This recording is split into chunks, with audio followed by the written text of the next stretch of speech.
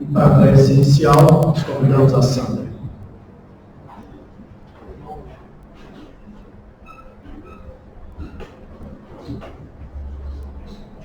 Boa noite, meus irmãos. Então, vamos fazer a nossa prece para iniciarmos a nossa noite. Que Deus nos abençoe. E fechando os nossos olhos, então, vamos pedir a Deus, nosso Pai, e também a Jesus, aos bons espíritos que estão conosco aqui nesse momento, que coloquem as suas mãos sobre nós, que nós possamos sentir então, neste momento, a sua luz chegando até nós, fazendo com que sintamos a sua paz, com que sintamos a força, a coragem para seguirmos em frente. Que nós tenhamos a consciência plena dessa luz que chega, que nos alimenta e que nos impulsiona para que a gente possa, a cada dia, realizar coisas melhores em nossas vidas, louvando a Deus, louvando a Jesus, acreditando piamente que estamos protegidos, que essa sua luz nos envolva, colocando em torno de nós um halo de luz, um halo de proteção, de amparo, que possamos sentir nossos corpos revigorados, cheios de energia, de amor ao próximo, de amor ao próximo e de amor principalmente também a nós mesmos. Esteja conosco, Senhor Jesus, nos proteja o nosso irmão que fará agora a sua palestra, que ele nos esclareça, para que possamos ter a real consciência da força de Deus sobre nós. Que assim seja.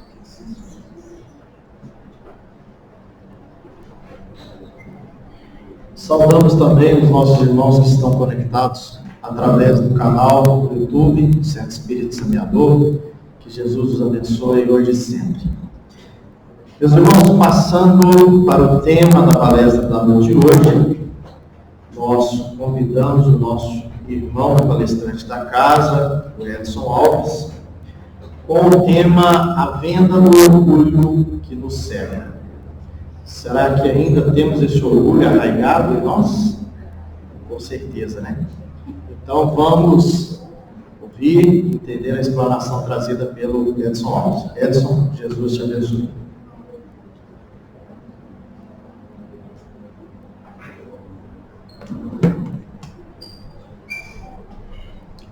Boa noite, meus irmãos. Obrigado, bem.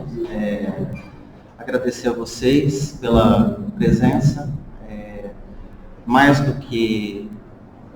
não é nenhuma palestra. Eu queria convidar vocês para que nós tenhamos uma conversa. Porque o orgulho é um tema tão abundante, é um tema tão vasto, né? E a nossa intenção aqui hoje é tentar buscar uma perspectiva nova, caminhar um pouquinho para fora de nós, para que nós possamos entender um pouco mais desse contexto, desse orgulho nas nossas vidas. No turbilhão da rotina desse mundo tão frenético que nós vivemos, são poucas as oportunidades que nós temos de reflexão, de análise, de como esse orgulho se manifesta em cada um de nós, né? E nesse coletivo que nós vivemos, nessa interligação que nós vivemos, o que é o poder que esse orgulho determina na nossa sociedade. E o nosso interesse hoje é ver na manifestação desse orgulho como uma venda, né, que nos cega e nos atrapalha com a nossa evolução. Então, a gente percebe o tanto que ele está presente no nosso cotidiano, permeando nossas decisões, as decisões da nossa sociedade, do nosso governo, né? E por quê?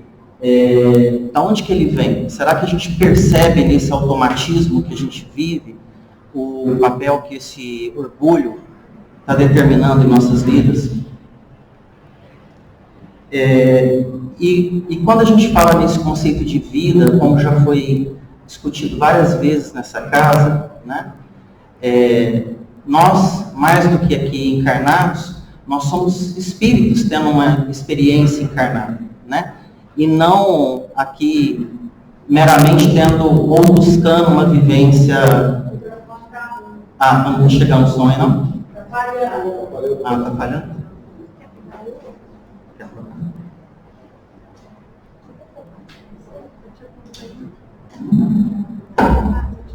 Ah.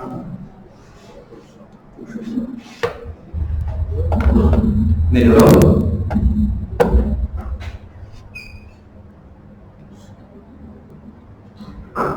Então, nesse entendimento, é muito importante a gente ter essa noção apropriada, né? E isso vem na codificação de Kardec, essa verdadeira perspectiva, né, de nós espíritos e tendo ali sucessivas experiências aqui encarnados. E quando a gente fala de orgulho, né, a gente se pergunta, mas existe orgulho bom? Né? Dentro de toda essa ordem que a gente vê acontecendo ao nosso redor, no contexto da nossa sociedade, no contexto do mundo como um todo, existe orgulho bom? E a resposta é sim, né? A realização de boas obras, de tarefas que promovem mudanças positivas na sociedade, né? Conquistas que a gente faz ali com a nossa reforma, com o nosso reparo de conduta, dos nossos semelhantes, aquelas pessoas que convivem conosco, certamente são um orgulho positivo. Quando nós, enquanto sociedade, nós caminhamos para combater preconceitos, intolerâncias, né? Complacência com indiferenças, certamente, quando a gente alcança esses objetivos, é uma coisa que nos traz satisfação enquanto coletivo. E aí a gente tem redução de mortalidade, de violência e uma série de fatores nesse sentido. E é interessante que nos Estados Unidos eles executaram um estudo sobre o papel do orgulho como componente genético na evolução humana desde os tempos do Homo sapiens.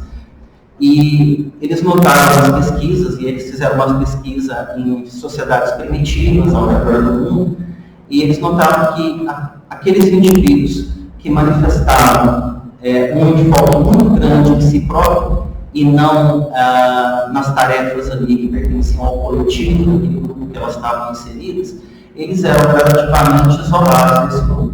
Então, vocês imaginam que no período antigo, na pré-história, né, que o ser humano estava exposto a um risco, que ele estava lutando pela sobrevivência o tempo inteiro, que esse egoísmo de olhar o tempo todo para si, né, não era uma postura muito boa, que como que o grupo ia te proteger ou te achar importante, né, numa situação de perigo, se você não estava contribuindo ali para aquele progresso do grupo. Então, eles notaram, através desse estudo, que havia um componente natural, psicológico, de evolução do ser humano em equilibrar o tanto que ele desenvolvia ações voltadas para si e, ao mesmo tempo, avaliava aquelas ações no contexto do grupo que ele estava inserido. O conceito de orgulho, como a gente vai tratar aqui hoje, né, que é o orgulho que a gente quer evitar dentro de nós, né, é o orgulho do conceito exagerado de si próprio, da soberba, do centrismo naquele eu egoísta e absoluto. Esse tipo de orgulho, na natureza dele, da essência dele, é muito destrutivo para o ser humano. E a gente sabe o quão coletivo, a necessidade do coletivo que é o ser humano. E quanto mais o tempo passa, né, isso vai sendo mais e mais determinante. Cada um de nós hoje, nós dependemos de uma quantidade imensa de pessoas para que a gente possa tocar a nossa vida. Seja em qualquer sentido, independente do cotidiano profissional que cada um ocupa. E o que a gente nota é que a manifestação irrestrita desse orgulho, né, dessa predominação do eu, ela é muito impeditiva da nossa integração enquanto sociedade. Na verdade, nós vamos notar que quanto mais efetiva uma sociedade é em termos de sucesso e indicadores, nós vamos notar uma integração dessas pessoas, uma colaboração dessas pessoas muito mais fluida. No levantamento de alguns tópicos para essa conversa nossa, eu me deparei com esse escritor holandês e ele tinha uma frase que eu achei que sintetizava muito o que a gente queria trazer aqui hoje, que o ponto de orgulho de cada pessoa está na competição com orgulho de todas as outras, né? Porque o que a gente nota? Que o orgulho tem essa questão da competitividade, da disputa, e acaba que aquilo que às vezes nós como indivíduos queremos alcançar só tem significado na superioridade em relação aos nossos semelhantes, né? Então, se a gente der um exemplo, por exemplo, da riqueza, né? Se de repente todo mundo fica rico, esse orgulho da riqueza ele perde um pouco o sentido, porque todo mundo está no mesmo patamar, né? Então, é onde esse autor traz essas colocações para nos fazer refletir, né, dessa natureza competitiva do orgulho.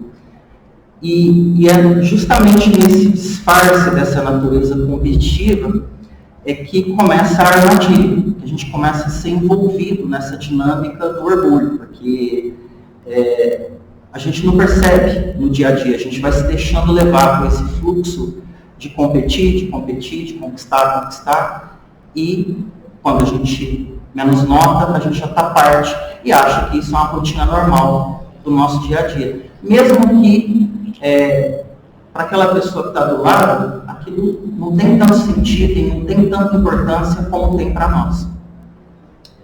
E nesse sentido, aí a gente tem o papel da vaidade, porque é nesse momento, né, e que a gente começa a ficar insensível para a manipulação dessa sensação de orgulho, é que a gente começa a trafegar nos rumos da vaidade, dessa soberba, né, que na maioria das vezes ela está vindo como um disfarce da nossa imperfeição, das nossas próprias dificuldades, dos nossos medos, né, das coisas que a gente vai lutando e às vezes tem muita dificuldade de superar. E o orgulho vai possibilitando que a vaidade funcione como um instrumento de maquiagem desse dia a dia. E aí o conquistar algo, né, ele se torna o centro de tudo, até no ponto que a felicidade ela passa a ter um papel secundário, onde o sucesso é essa escala infinita, de sempre um degrau a mais, ao ponto que você olha e você tem sempre uma sucessão de degraus infinitos. E você nunca está feliz com o que está acontecendo ou com o contexto que você está ali naquele momento. Você está sempre buscando a próxima etapa, o próximo objetivo, né? E o quão pesado é esse fardo na nossa trajetória. E Jesus, através das várias passagens, das várias vivências, parábolas e ensinamentos, ele nos mostra justamente o contrário. O tempo todo, em toda oportunidade, ele se posiciona no lado da humildade, no lado da simplicidade das coisas, e sempre que questionado pelos doutores da época, pelas pessoas cultas, ou até mesmo sob malícia, colocado em algumas situações na tentativa de desequilíbrio ou conflito, ele sempre buscava, dentro do estabelecimento dessa serenidade de humildade, um posicionamento sereno, um posicionamento não combativo, né? Um posicionamento que até hoje nos propicia muita reflexão. A questão dos ensinamentos pelo amor e pela fé, né, da busca da graça, são justamente o oposto dessa vaidade que o orgulho vai imprimindo nas nossas vidas. Quando a gente olha pelo contexto da época que Jesus vivia, da dominação romana sobre o povo judeu, ele foi abordado algumas vezes, né, pelo status dele de filho de Deus, na confrontação com os incrédulos.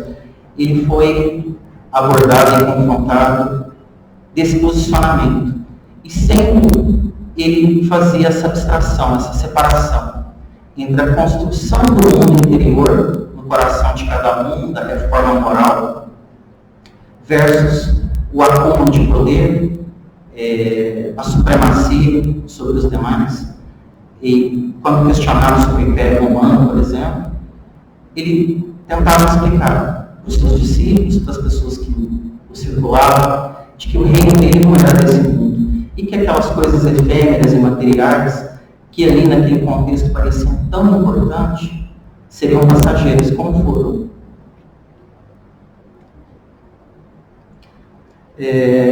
No Evangelho segundo o Espiritismo, até foi um tema que a gente teve a oportunidade de tratar no domingo do ano passado, do capítulo 7, item 11.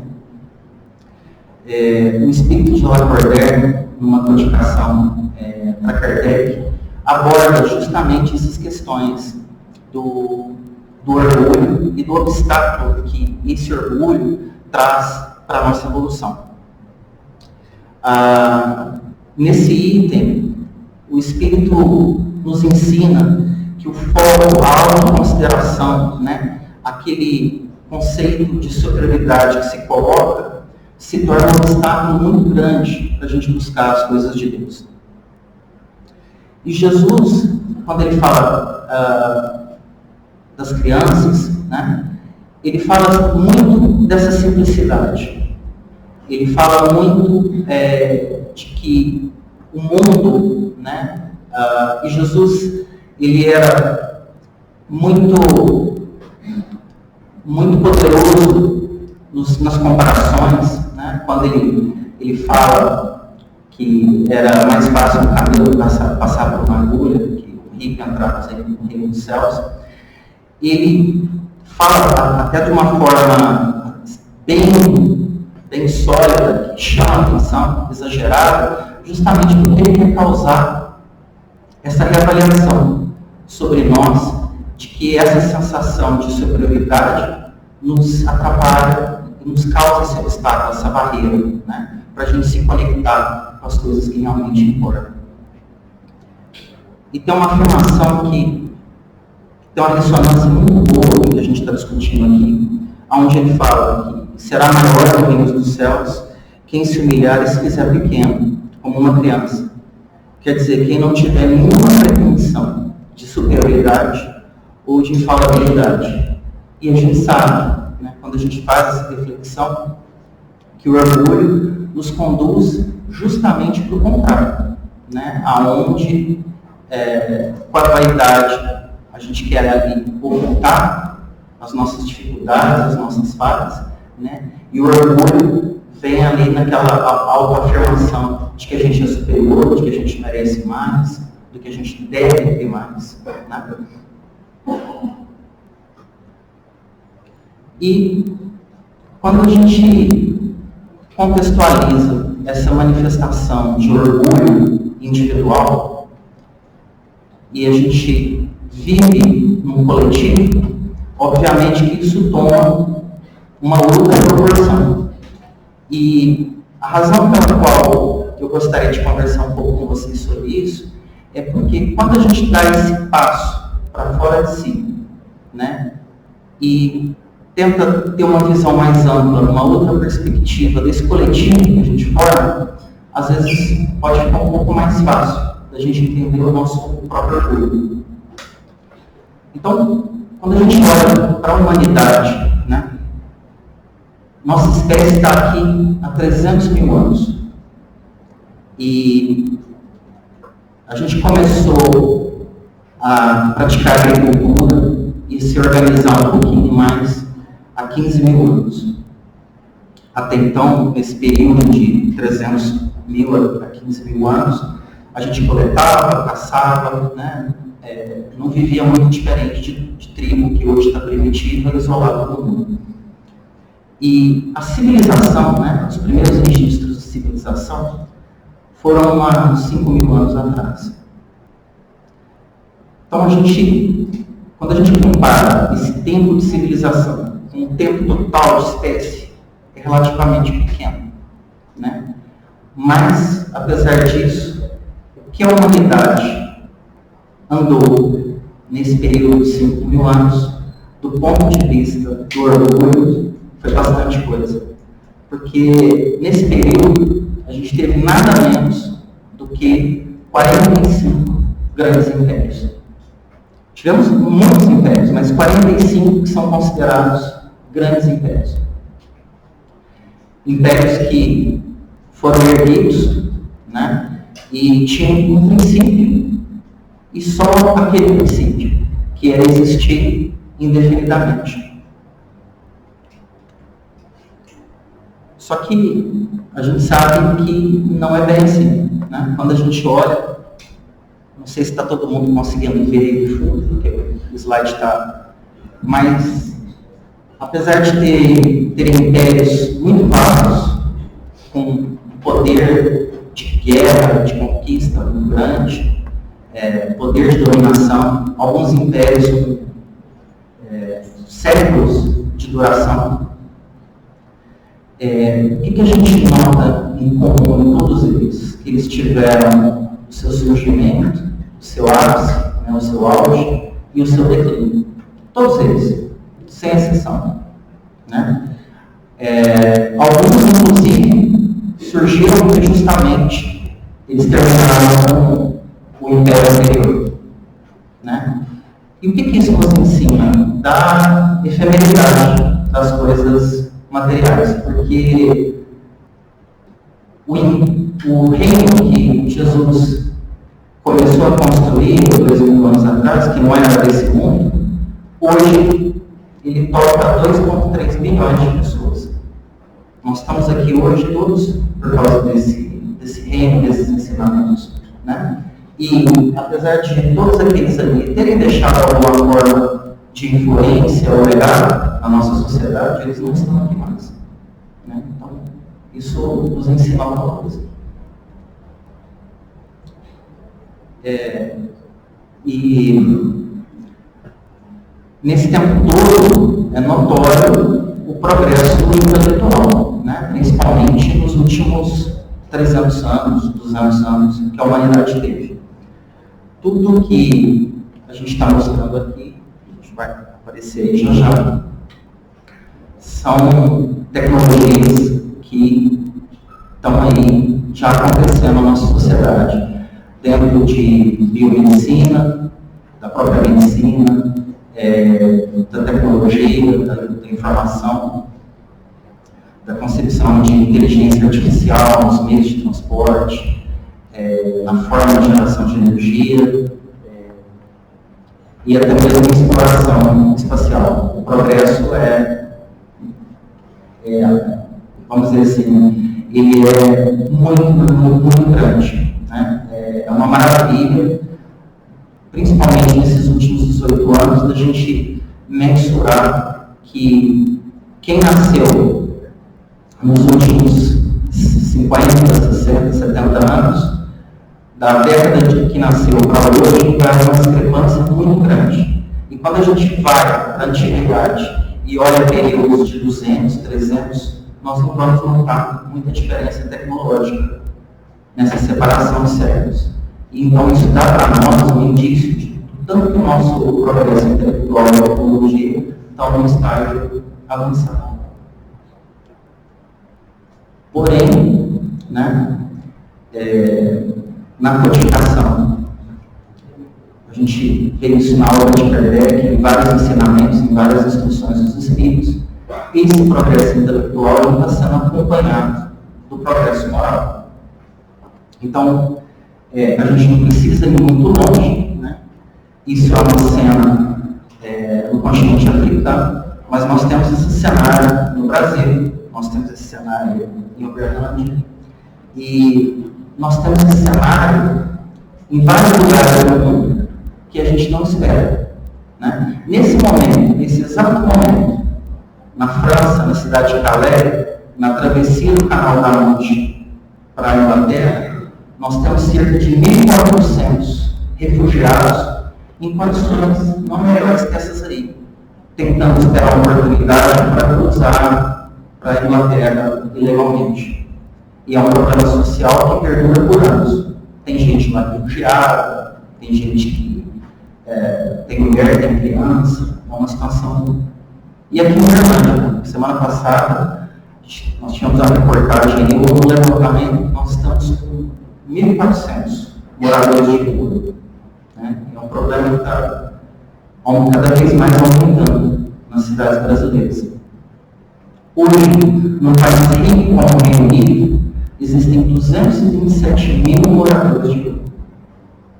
Para a gente ter uma proporção do tamanho do problema. E a questão desse crescimento do progresso intelectual sem o crescimento moral é o que explica a quantidade de guerras, a desigualdade, o volume de pobreza, a fome. Né?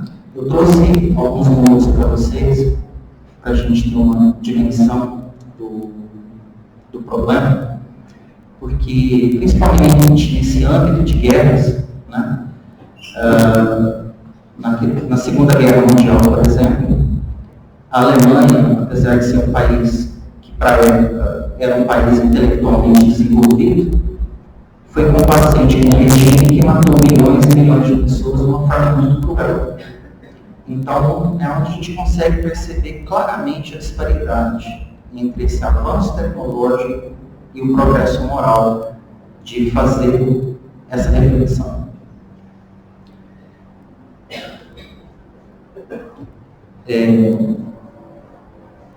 Estaria a humanidade também com essa venda para esse orgulho, porque nós somos quase 8 bilhões de pessoas.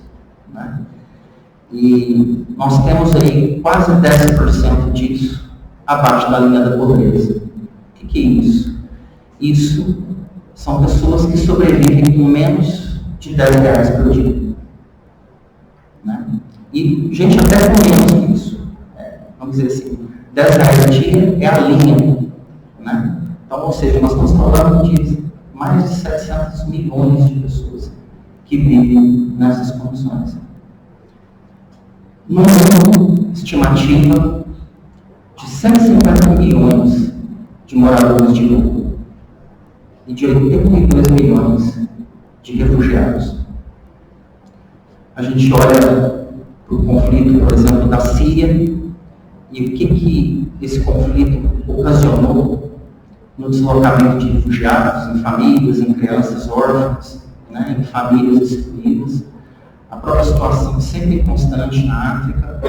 E aí a gente se pergunta, não estaria a humanidade também séria para isso tudo? Recentemente a gente viu o que aconteceu no Afeganistão, o desespero daquelas pessoas, né, das mulheres, em voltar para aquela condição de opressão que elas se encontravam há 20, 22 anos atrás. E o mundo, né, desenvolve uma tolerância muito grande para essas questões. Né? A gente fala que em 10 anos a gente vai estar fazendo exploração espacial, a gente já está caminhando para ter internet em qualquer lugar do planeta. Em 2 anos de pandemia foi desenvolvida uma vacina, quem é da área da saúde sabe tanto de tempo que demora para desenvolver uma vacina, e o desenvolvimento da medicina conseguiu produzir uma vacina no tempo recorde. Então, a gente sabe desse progresso, só que ao mesmo tempo nós temos países que estão estocando vacina e temos países na África onde o vírus é permitido se propagar livremente, né? Como se a gente fosse depositar um monte de lixo no terreno do lado e imaginar que num animal que é só fosse vir para cá. vai prejudicar a nossa moradia. Né? No mundo tão conectado, e a pandemia nos trouxe para nós, como esse conceito ainda de que a gente está isolado, que o sofrimento do nosso semelhante que está em outra cidade, outro país, ele não vai jamais chegar aqui. E Jesus, em algumas passagens, ele deixou muito bem colocado o que ele pensava dessas atitudes de orgulho. Em Lucas, ele fala, né, que todo aquele que se exalta vai ser humilhado. Em Lucas, nessa passagem, quando ele é convidado para o banquete na casa de um fariseu, e ele é testado, né, porque tinha uma pessoa doente, e ele é testado se ele ia agir para curar aquela pessoa num sábado, né, que é o dia sagrado dos judeus. E ele faz, notando que ele estava sendo observado, ele faz essa pergunta. Né? Não deveríamos curar no sábado, mas e se fosse um filho seu? Você não curaria? Né? E também dessa questão da superioridade, quando ele nota as pessoas chegando para o banquete, tentando buscar o melhor lugar, ele usa uma parábola, né, para dizer, olha, se você procurou o lugar de uma evidência, e se ali se senta, se você for verdadeiramente um convidado de honra, né, tudo bem, se você não for um convidado de honra, se você se senta ali, e de repente quem está organizando a festa pede para que você desocupe o lugar para que alguém de mais ascendência ele se sente, como é que você vai ficar muito constrangido. Então procura, né, um lugar de menos relevância, de menos importância, porque se você for convidado para o lugar de honra, né, você vai se sentir numa situação bem melhor. Então, ele usou essa parábola justamente para nos mostrar, né, que o caminho da simplicidade, da colocação pelo lado humilde, né, é o caminho a ser seguido. Em Mateus, ele fala muito da questão, né, quando ele é questionado sobre o tributo ao Império Romano, ele mostra, né, que o tributo era uma coisa do mundo material e que ali tinha que se seguir aquela ordenança do mundo material. Então, e aí João, né, logo ali naquele momento que antecedia ele ser preso, e que ele faz aquele gesto de cuidar dos apóstolos e fazer a lavação dos pés, ali está uma grande missão de humildade que ele dá aos discípulos dele, que no primeiro momento estavam rejeitando aquela situação, eles não queriam que aquilo acontecesse, eles achavam que não eram dignos. E aí ele vai mostrar que mesmo alguém superior, né, como ele, um espírito superior como ele, buscar a perspectiva da humildade. E aí a gente volta para analisar o nosso orgulho, o orgulho nosso de cada dia, que muitas das vezes a gente fala de perceber. Porque a gente tem a nossa percepção de mundo, né? A nossa perspectiva. Mas o orgulho, ele adultera essa percepção. E isso cria uma dimensão, um cenário todo artificial para a gente tomar as decisões. Né? E a gente sempre cria esse mecanismo de se iludir achando que os meios justificam os fins. Né? E a gente tem que estar sempre fazendo aquilo ali por uma boa causa. Apesar da voz da nossa consciência estar nos dizendo ao contrário. Porque o orgulho disfarça muito bem. É como uma doença que, a hora que ela começa a doer, está muito complicado já para a gente se tratar. Então, nesse ano, o orgulho é mais que uma venda. Né? A partir do momento que ele nos cega, mas além, ele não nos deixa ouvir o conselho de quem gosta da gente. ele nos deixa insensíveis ao sofrimento do nosso próximo. Ele cria esse ambiente de torpor, onde a gente não percebe, não sente nada ao nosso redor. É como se a gente estivesse numa caixa totalmente fechada e além de não ver, a gente não ouvisse, não sentisse, fosse indiferente a tudo.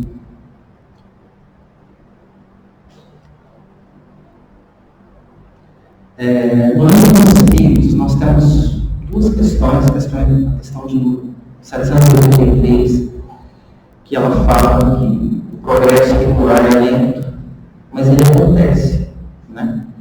E, porém, quando o ser humano não progride, né, Deus nos sujeita em tempos a um abalo físico ou moral que nos transforma.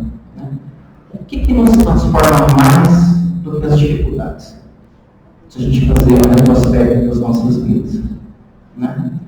Dificilmente o sucesso nos transforma na mesma proporção do fracasso. É no fracasso, nos erros, né, nas dificuldades e dores que a gente vai enfrentando no dia a dia, é no sofrimento que a gente verdadeiramente vai se transformando. Mas são as maiores transformações que ocorrem. E a Bíblia também, ela fala muito desse orgulho como uma destruição, né? Como essa força que vai corroendo os mundos do espírito, que vai atrapalhando essa ascensão do ser humano nas coisas de Deus, na graça, né? E como é que a gente combate esse orgulho? Né? A gente está aqui, a gente vem, a gente admite que cada um de nós, ao mesmo tempo, nós somos os causadores desse orgulho e as vítimas dele acontecendo nas nossas vidas. Então, com qualquer dificuldade, o nosso reconhecimento, a nossa análise de que a gente está envolto nesse problema é o primeiro passo. Depois, na gratidão, a gente ser grato, né? A gente reconhecer, desde a gratidão a Deus por essa oportunidade, por estar aqui nessa encarnação, por todas as oportunidades que às vezes a gente percebe como problemas, né? Gratidão aos nossos semelhantes, gratidão aos nossos inimigos, né? Por todos os obstáculos, os desafios que eles nos proporcionam. Isso tudo certamente faz a diferença. E dentro da servitude, da caridade, é outro instrumento, é outra ferramenta importantíssima no combate a esse orgulho. E uma coisa que é rir de si mesmo. Né? Porque quando a gente começa a rir de si mesmo, e a gente nunca vai parar, porque quando a gente tem essa humildade, a gente vê o tanto que tem para se criticar, tanto que a gente, né, não deve se levar tão a sério, a gente, por consequência, começa a combater um pouquinho dessa soberba, desse senso de superioridade que nós temos.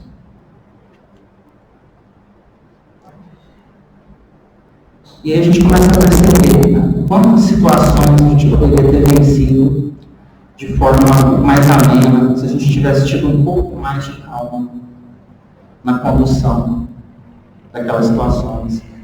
Se a gente paralisasse um pouco esse modo automático que a gente vive e tivesse um pouco mais de reflexão antes de deixar a emoção desenfreada, né, a reação sem pensamento, dominar nossas palavras e nossas atitudes. Se a gente começasse a tentar colocar um pouco mais de amor no que a gente faz, nos nossos pensamentos, né? Aonde a gente poderia chegar? Se a humildade em cada pedido de desculpa, né, no gesto de amor de pedir desculpa, não fosse interrompido pelo tropeço dessa vaidade, desse orgulho de estar sempre certo, de de ter sempre a última palavra. Tem uma frase do professor Miguel Reale, onde ele fala, né, da humildade, da resolução da razão, quando a gente está lidando com situações que transcendem a razão. A gente sabe do papel da ciência, e dentro da codificação a gente tem isso, né, da lógica, da razão, mas aquilo que a gente ainda não compreende é a fé, é o amor, que é a nossa principal ferramenta, né, de evolução. Eu queria ler uma pequena história, vou ser bem rápido, sobre o orgulho. É uma adaptação do livro da equipe do Filosofia no Ar, que eu acho que resume muito bem o que a gente está tentando perceber aqui. Eu sou orgulho. Pouco se admite a minha influência, porque aquele a quem eu envolvo não confessa nem em si mesmo que sou eu quem dirige sua vida. Acompanho a humanidade desde que o mundo é mundo. Eu sou responsável por pequenas desavenças, mas também por grandes guerras. Sou eu que sopro o ouvido do homem, que ele vale mais que os outros, e ele acredita. Mesmo que a sua consciência grite que não pode ser assim. Sou eu que desperto o ciúme e despedaço as mais belas vontades, os mais alegres e promissores matrimônios. Também sou o que alimenta a impaciência, sugerindo uma supervalorização dos interesses próprios naqueles que me veem como guia. Eu gosto de participar de diálogos e geralmente inspiro aqui no mundo que responda todas as perguntas com ar de sabedoria, mesmo que a pergunta tenha sido dirigida a outra pessoa. Faço pensar consigo mesmo. Essa pessoa nada sabe sobre esse tema, responderei eu mesmo. Também me faço acreditar que entende de qualquer assunto, e mesmo que não entenda, ele sempre se pronuncia como se fosse conhecedor. Sabe que eu mais utilizo para melhor elogio? Disfarço de humildade. Essa estratégia não falha, pois aquele a quem eu está sempre certo que é humilde, generoso e correto. Ele tem sempre razão, e nem sempre percebe que o que caracteriza a humildade é o contrário ao que ele pensa de si mesmo. Eu sou orgulho, mas uso máscaras para não ser descoberto. E é por isso que o orgulhoso só me vê nos outros, jamais em si mesmo. Eu sou orgulho. Quando percebo que a minha vítima não tem a aprovação necessária no meio que se movimenta, coloco-lhe a máscara da mentira, para que com esse falso rosto obtenha a estima que não merece. Percebo que as virtudes costumam ser tanto mais apreciadas quanto uma realização. Por isso, levo os orgulhosos a esforçarem-se por rebaixar aqueles que as possuem ou se esforçam para possuir. Eu sou orgulho, sou para a alma o que o câncer é para o corpo. Ele me feia, corrói e mata, eu não faço diferente. Estou sempre à espreita das almas inseguras, estimando o medo e a baixa estima de si. Essa é uma família de minar as qualidades espirituais e apagar a chama do seu olhar. Sou eu que sugiro ao homem de alma que ele está bem de saúde ou ansioso, que ele é virtuoso. E assim como um gênio felicitando quem recolhe. E alguém me convidar, que tem todo esse poder, eu já me antecipei e coloquei sobre os olhos os véus que impedem de ver a verdade. E querem saber qual a minha maior rival? É a humildade. Sim, essa virtude capaz de anular minha influência, pois só coloquei do homem que ele é falível em sua razão. E sempre corre o risco de estar errado em seu ponto de vista. A humildade adverte o homem sobre seus defeitos, sugere que por ser falível, ele deve perdoar as falhas dos outros, mas eu não como e o faço pensar que tem sempre razão. E a maior parte das vezes eu sou o mais ouvido. Tem um poderoso argumento só para o ouvido do homem que ele não é orgulhoso, que só tem dignidade, amor próprio. São raros os que admitem, o orgulho pode me confundir. Ao contrário, eu não afirmo, tem minha dignidade, a minha honradez, não posso permitir que façam isso comigo. Eis o motivo de tanta mágoa, de tanto despeito, rancor, tristeza e desejo de vingança. Eu sou orgulhoso, fluente e sempre ativo. Sou eu que esfrio no coração do homem os sentimentos de gratidão, modéstia, caridade, constantemente inspirados pela humildade. Eis que sou porque sou o pai de todos os vícios. Entende-se porque somente a humildade pode me derrotar, pois diante de sua força, nada posso, assim como o egoísmo é impotente contra a caridade. Essas duas virtudes, bem entendidas e vividas, são os mais poderosos meios de evitar a nossa ação. Queria muito agradecer a todos, né? Que as nossas dificuldades, imperfeições e os nossos orgulhos não nos desencorajem de buscar, né, cada vez mais os ensinamentos que o Mestre Jesus nos ensinou com tanto carinho. Que assim seja.